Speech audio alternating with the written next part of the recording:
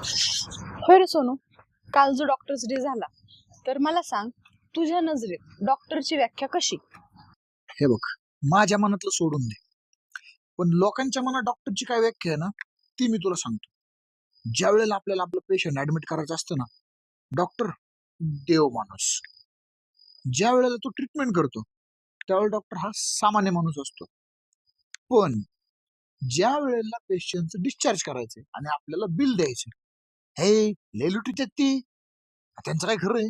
अरे गरज नसताना आयसीयू मध्ये ठेवलंय, विनाकारण ऑक्सिजनवर, निकल छाताडा खाली वर खाली वर असंच होतंय. पेशंट तर रात्रीच मिळालं होतं, पैसे उकळासाठी यांनी दिवसभर ठेवलं होतं, 24 तास ठेवलं होतं. एवढं महागाचं इंजेक्शन असतंय काय? एवढं ऑपरेशनला पैसे लागत आहेत काय? आता दवाखान्यात बिलच लय होतंय. अरे जाताच काय आला.